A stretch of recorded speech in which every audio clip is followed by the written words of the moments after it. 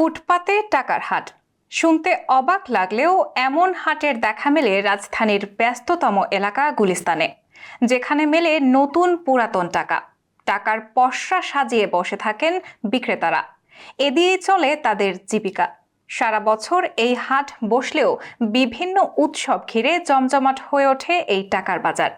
তবে আগের তুলনায় ব্যবসা মন্দা বলছেন বিক্রেতারা। রায়হানা মুনের রিপোর্টে বিস্তারিত।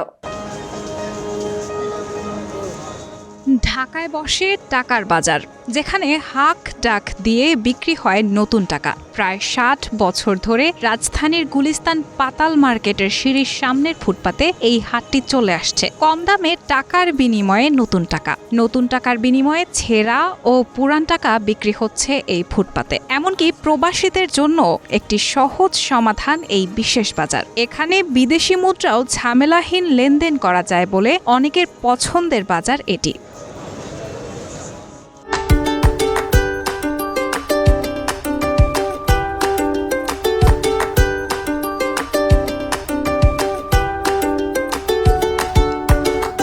গুলিস্তানের এই স্থানটি ঘিরেই অর্ধ শতাধিক মানুষ টাকা বেচা বিক্রির ব্যবসা করছেন। এই ব্যবসা দিয়ে ঘর সংসার চলে সবার। ২ টাকা থেকে শুরু করে ১০০ টাকা পর্যন্ত সব ধরনের নোটের নতুন বান্ডেল পাওয়া যায় গুলিস্তানের এই টাকাওয়ালাদের কাছে।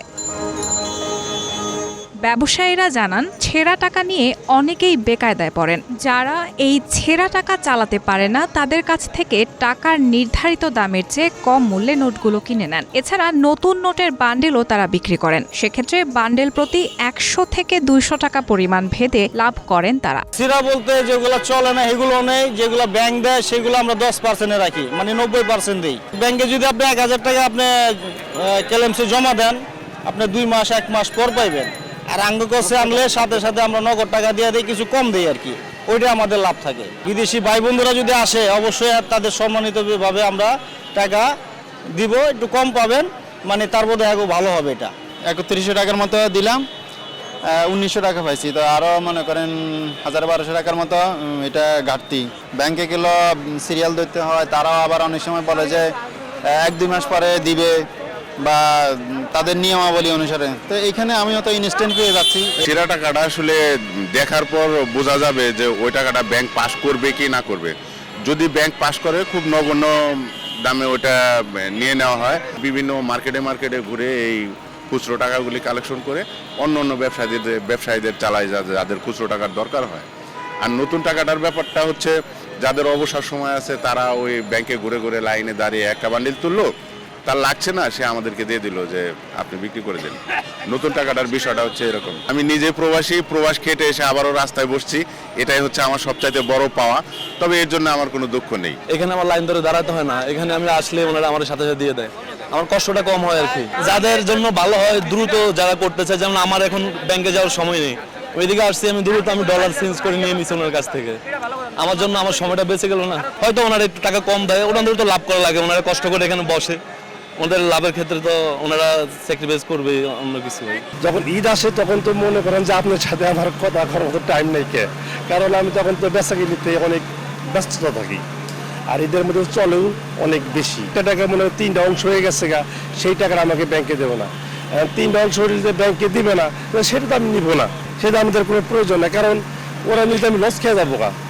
কথা বোঝেন নাই, এর লেগে আমরা 3টা অংশ টাকা আমরা লই না। আমাদের লাভ এখন বর্তমানে খুব ব্যবসা তো ভালো না, বর্তমানে খুবই খারাপ অবস্থায় আছি। তারপরেও যেটা শিখছি, এটা আমাদের কর্মজীবন, আমরা পুরো খাইতে হয় আমাদের।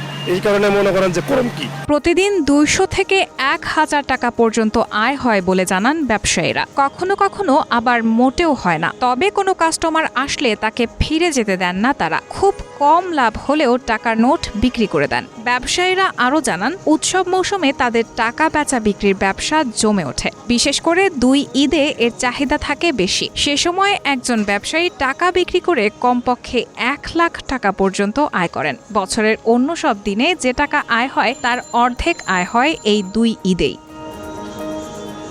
তবে সম্প্রতি সিটি কর্পোরেশনের পক্ষ থেকে ফুটপাতে হকার বসার বিষয়ে কড়াকড়ির কারণে পথে বসার উপক্রম এই টাকা ব্যবসায়ীদের। একটু ফাঁকা পেয়ে বসলেই পুলিশ ও সিটি কর্পোরেশনের নিরাপত্তার দায়িত্বে থাকা স্বেচ্ছাসেবকরা তাড়া করেন। তখন টাকার ব্যাগ নিয়ে পালাতে হয় তাদের। মাঝে মধ্যে দেখা দেয় ছিনতাই চক্র, তারা হঠাৎ করেই টাকার বান্ডেল নিয়ে দৌড় দেয়। এত সব বিপত্তির পর পূর্বপুরুষের এই পেশা ছেড়ে যেতে পারছেন না তারা। রায়হানা মুন, প্রবাস খবর।